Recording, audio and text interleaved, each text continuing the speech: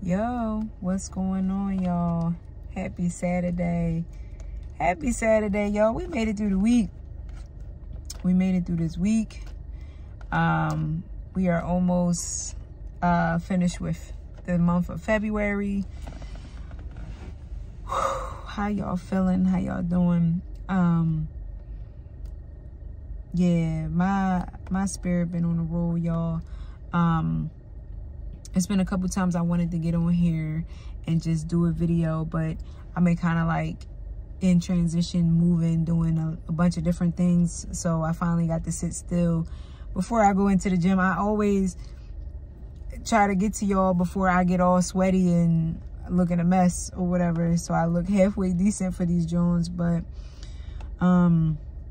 real quick, before I just jump into the message for the day, thank y'all so much, everybody that's been showing love, showing support, commenting, sharing the videos out, reaching out to me, letting me know, you know, how the videos or something I may have said may have impacted you. Thank you so much. Thank you so much, because, you know, God has me like walking on water right now, and that means so much just to know that the messages are reaching people. It just means so much. I'm outside of my comfort zone a lot of the times, not really talking to y'all or anything like that. Like, I feel super comfortable. This is like, man, stuff. I feel super comfortable, you know, talking and things like that. But in regards to like what I be talking about, like my last video with my testimony where I shared my testimony, y'all, I ain't even gonna lie, like I had moments after I posted it like of anxiety, like should I take it down? But that ain't gonna happen, because God will get the glory from that. He will get the glory from that. So if you haven't checked out my latest video on my testimony on how God delivered me from homosexuality, please check it out. And if you haven't got to finish it, please go back and finish it, because it's good to the very end. And I just appreciate, like I said, I just appreciate y'all, everybody that's been liking, sharing, subscribing, commenting, and reaching out, letting me know, you know, what the messages have done for them thus far and how it touched them. So thank you. Thank you. There was a couple things I wanted to talk about today. Yesterday, the major message from yesterday was the big door that God opens is for you. It's for you. If you are somebody that, you know, God has opened the door for, and you may have been questioning whether it's for you, whether the room that he has you in, whether the environment or the people he has you around, it may feel a little intimidating, or you know, you may feel a little outside of your comfort zone. The message for yesterday was the door that the great door that's open is for you. It's for you. It's for you. Recently, God has me in these positions that I didn't really see for myself. Like, I had other ambitions and other dreams for myself, but the more I'm being intentional about seeking the kingdom and my purpose, and the more I'm in communication with God, the more he is showing me what he placed inside of me. And one of the things he wants me to do is speak. He wants me to speak, and he wants me to teach, and hence how this platform came about. And then he also has me, I've been teaching for 3 years at as an adjunct professor for Thomas Jefferson University, their neuroscience lab as a lab instructor for their neuroscience. And I've been doing that for the past 3 years, but this year I recently got intentional about it because I got intentional about seeking God and my purpose. And, you know, he revealed to me that he has me in that particular position to bring some things out of me that I may have thought was dead, or I may not even knew was there, but things that I've been born with, gifts and talents that I've been born with, you know, he has me in that position to extract and call those things forward, to manifest more of those things in my life. So I feel, and sometimes I feel a little intimidated. Sometimes I feel, I'm not sure if you ever heard of the word like the imposter syndrome. Sometimes I feel like I don't belong there. And I have to cast that down on a daily basis. Like, the devil is a liar. You know, God opened astronomical doors for me to be, you know, where I am in those rooms. And I have to constantly remind myself of how he made a way, and how I was even consistent about, you know, my work. I was diligent in my work ethic, and those things in combination and showing up and in my growth and just allowing God to move in my life, you know, I have to constantly tell myself I deserve to be here, and I worked to get here. Because sometimes I don't even believe it. Sometimes I don't even believe it, but it's those, you know, those doubts and those self-belief, those unbeliefs that I constantly have to cast down. But I just shared that to let somebody know, like, the door that God opened is for you. Every step of the way, whatever it may be, whatever room he may have you in, whatever position he may have you in at this time, if you feel intimidated, it's only because you're focused on the wrong things. You know, he had to tell me yesterday morning, he said, stop comparing yourself to the people that are in these rooms, because their assignment is not your assignment. I gave you specifically a specific assignment. So don't look to them. Their assignment is not going to look like your assignment. Stop looking to them. Stop looking at them and thinking you're going to find the results that you're looking for, because your assignment is not their assignment. Stop looking at their work, because looking at their work, you're going to wind up turning in the wrong assignment, and it's not going to be what you're here for, what you're there for. And that was a hard reality check. That was a hard reality check. I said, God, I'm focused on the wrong things. And those things kept me in the unbelief. It kept me in the doubt. It kept me in, you know, just that comparison trap of not feeling good enough, not feeling deserving or worthy enough to be in the spaces that God created for me.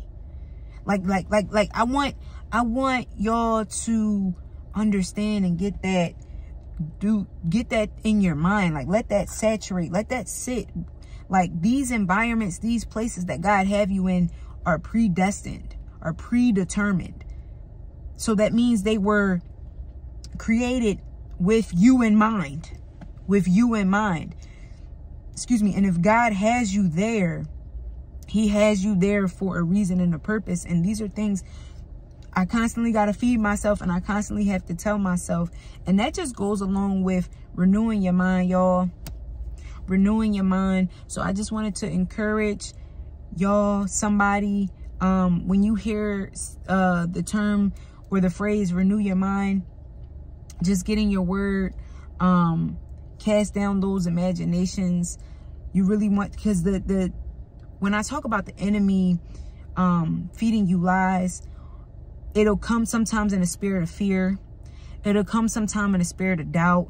It'll come sometime in a spirit of disbelief. All of those insecurities and thoughts.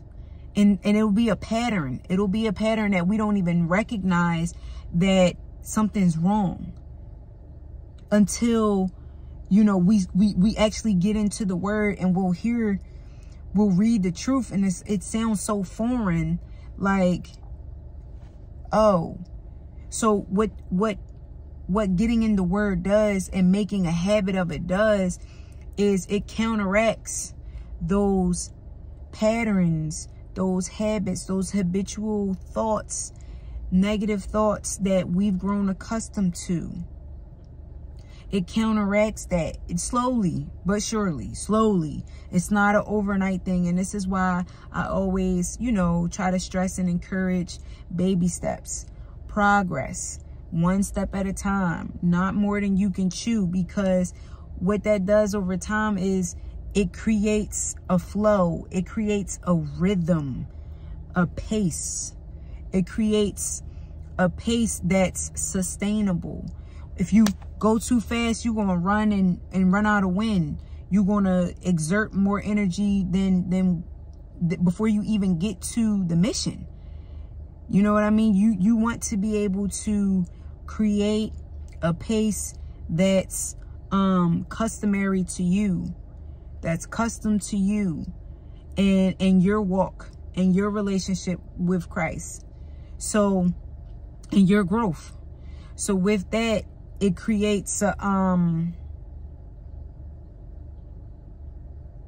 not a resistance. I can't think of the word that I'm trying to say right now, but the momentum. It creates momentum in that rhythm, and it'll start your negative thinking versus your positive thinking versus how the world thinks, how culture thinks, how just wrong thinking is in general. You know, we all have it at times, some in different areas. And then how, you know, God wants us to think, it'll start to, when we get into that pace, when we get into that rhythm, it'll start to even out. Like, it's sort of like science. You know what I mean? With osmosis and how it diffuses over. And like, if anything is contaminated, there's something is like, it's at a toxic level, it'll start to level out. It'll start to level out. And then eventually, the more consistent, this is why I say consistency is key. It'll start to expand. It'll start to expand. It'll start to take over. It'll start to take over. And then I remember thinking one time, like, dang, when did I start thinking like that? Like, it'll just spring on you. It'll just spring on you. So yeah, that was the first thing I just wanted to share with y'all. I won't keep y'all for too long. And I'm trying to remember there was another thing I wanted to talk to y'all about. I'm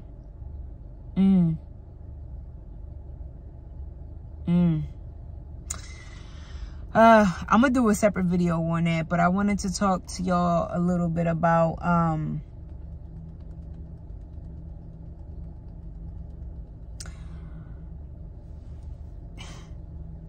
change. How we can't change people, even though we may be in a state of transition ourselves. We may want to some people have a tendency to want to take people with them and change others at the same time. And because we love them, I went through it. A lot of people I know have been through it.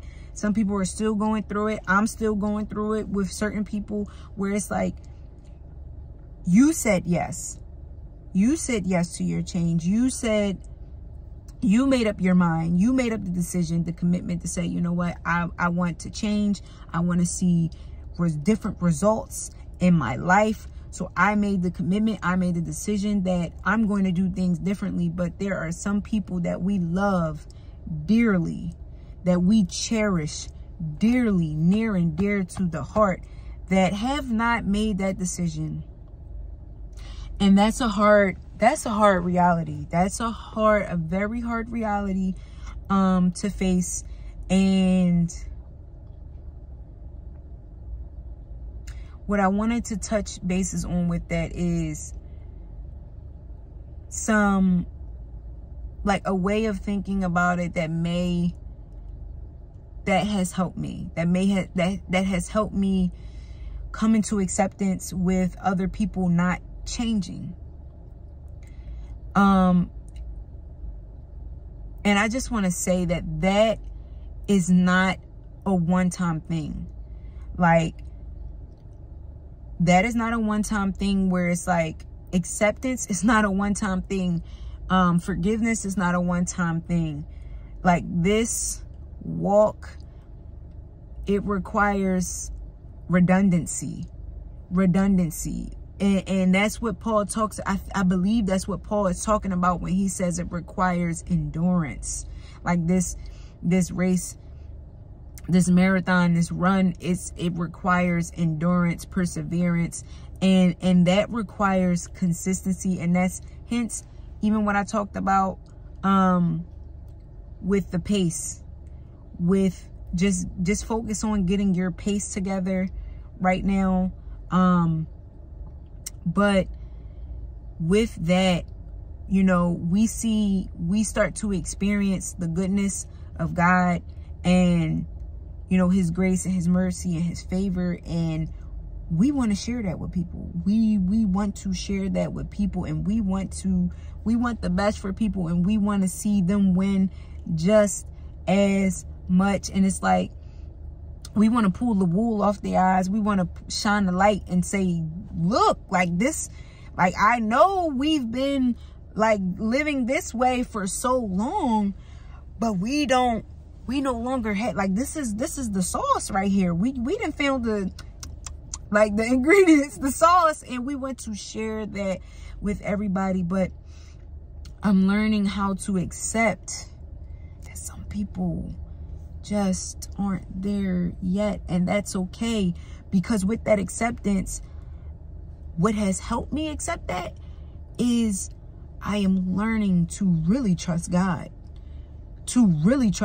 because I'm not God. I am not God. Like, I have to tell myself over and over, not on no haughty, you know, prideful anything, but it's just the mindset of wanting to take others with me and wanting to, you know, just I do it for the savior complex. Is like wanting to do it for them, and it's like, I can't do it for you. I can introduce it to you. I can show you what he has done for me, and I can continue to show you just by example, by me being the best version of myself. I was just telling my mom, like, the best way, I learned the best way of helping somebody is to help yourself. Sometimes the only way of helping somebody is to just help yourself. And what that does is you're being an example. You're being a role model, because we can bring people to the water, but we can't make them drink. And for some people who aren't ready for change, we can't make them drink. We can't make them drink, y'all. We can't make them drink.